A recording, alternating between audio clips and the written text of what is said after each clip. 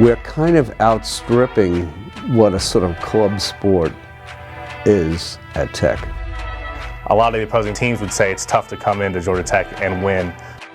Our number one goal is a national championship. They are at the pinnacle of what I would consider all sport club models right now.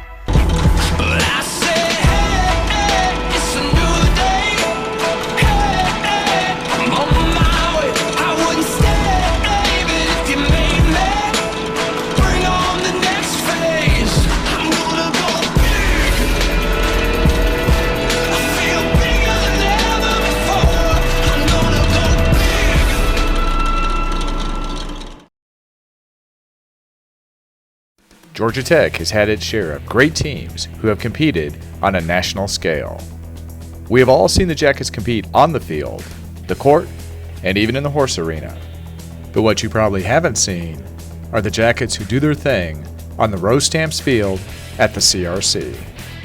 This group of talented athletes, young men who represent the white and gold with pride, might not be as well known as the athletes you see on television, but are known for being a national contender on the field. The 2016 graduating class has seen its share of victories as they've had a stellar 48-7 regular season record.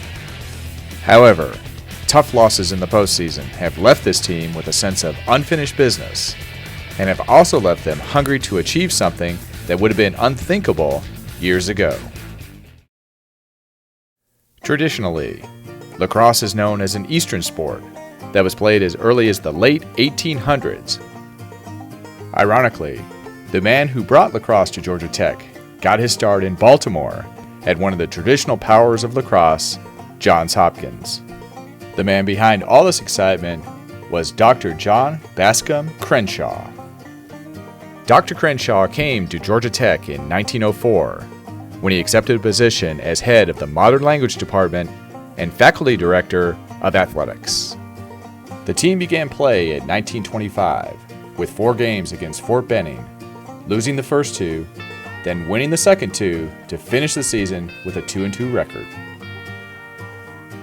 After a 4-2 record in 1926, the 1927 team finished 4-4, and it looked like lacrosse had found a home on the flats.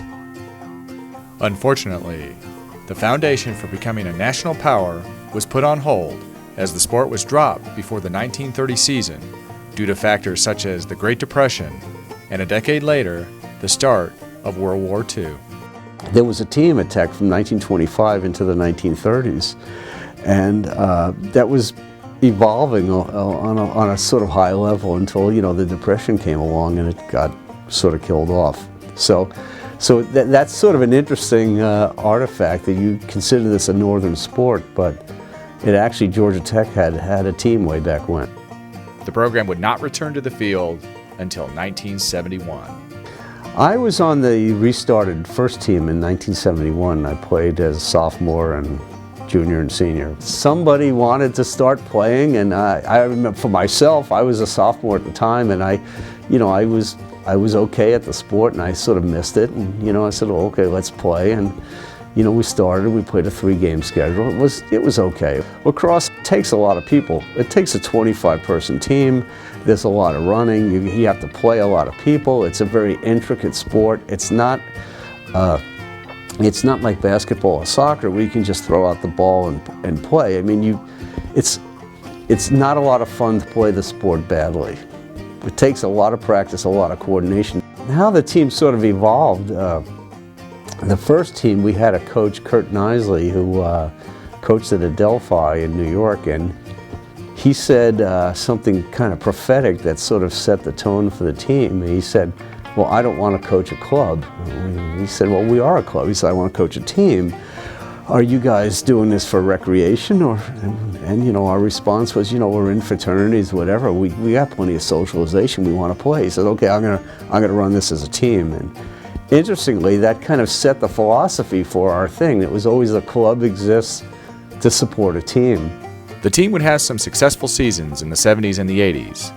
In 1997, they brought home their first championship as Georgia Tech went on to win the SELC with a thrilling 7-6 victory over Auburn.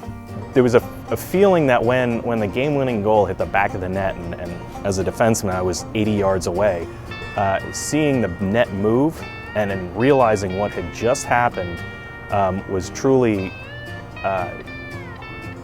one of those strange moments where you're not quite sure what your emotions are doing. So there's joy, there's happiness, there's a bit of sadness because the season's now over. There's just a very confusing moment, but one that you really don't ever forget. Another championship came in 2004 as the Jackets were slowly building a successful program both on and off the field. However, it wasn't the wins, losses, or championships that would become this team's legacy. They would find it in the spring of 1979.